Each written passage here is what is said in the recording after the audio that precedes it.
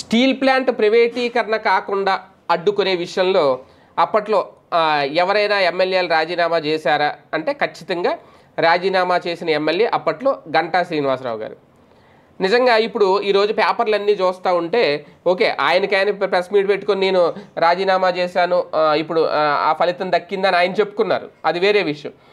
కాకపోతే ఒక ఎమ్మెల్యే రాజీనామా చేయడం, అప్పట్లో ఆ రాజీనామాను ఆమోదించేశారు కూడా. అప్పట్లో స్పీకర్ తమ్మినేని సీతారాం ఆ రాజీనామాను ఆమోదించేశారు కూడా. తర్వాత ఆయనకి ఏం చేయాలో అర్థం కాలే, ఆయన ఒకడే రాజీనామా చేశారు అప్పుడు. కానీ ఇప్పుడు కూటమి ప్రభుత్వం లేదంటే చంద్రబాబు నాయుడు గారు ప్రెస్ మీట్ పెట్టి ఇది మా వల్లే, మేమే తీసుకొచ్చాం అని చెప్పడం, మేమే ఒత్తిడి చేయడం వల్ల ఇచ్చారు అని చెప్పడం, ఇవన్నీ ఒక పక్క ఎలాగో ఆయన రాజీనామా గురించి వైఎస్ఆర్సీపీ మాట్లాడదు, వాళ్ళ క్రెడిట్ కొట్టుకునే పనిలో వాళ్ళు ఉంటారు. ఇక భారతీయ జనతా పార్టీ ఎందుకు చెప్తుంది, వాళ్ళు అసలు చెప్పరు.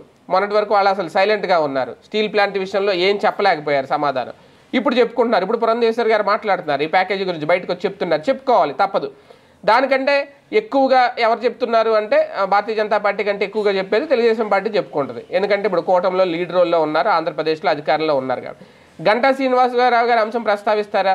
పోనీ ఇప్పుడు ఆయన అదే పార్టీలో ఉన్నారు. పోనీ చంద్రబాబు నాయుడు గారు నోటి నుంచో లేదంటే లోకేష్ నుంచో ఇంకొకరి నుంచో అప్పట్లో ఆయన అప్పుడు కూడా టీడీపీ ఎమ్మెల్యేనే కదా, అప్పుడు మా పార్టీ ఎమ్మెల్యే రాజీనామా చేశారు, రాజీనామా చేసి ఆ స్టీల్ ప్లాంట్ తరపున నిలబడ్డారు, ఇప్పుడు ఆయన పోరాటానికి ఫలితం దక్కింది అని ఏమన్నా ఒక మాట అన్నారా? అనలేదు. గంటా శ్రీనివాసరావు గారి విషయం ఎవరూ ఎత్తలేదు.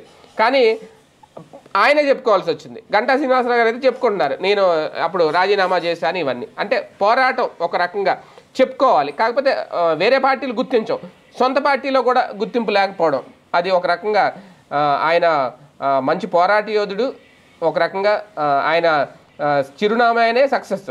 ఆయన ఎక్కడి నుంచి పోటీ చేసినా గెలుస్తారు, ఆ క్రెడిట్ ఆ రికార్డు కూడా ఉంది.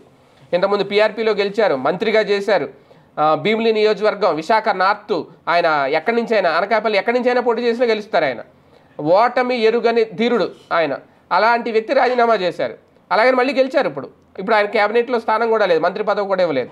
కాకపోతే స్టీల్ ప్లాంట్ విషయంలో కేంద్ర ప్రభుత్వం ఒక నిర్ణయం తీసుకుంటే ఆ నిర్ణయానికి సంబంధించి ఆయన చేసిన గతంలో చేసిన త్యాగం, ఎమ్మెల్యే పదవికి రాజీనామా చేయడం అంటే త్యాగమే, దాన్ని గుర్తించలేకపోవడం నిజంగా పాపమే.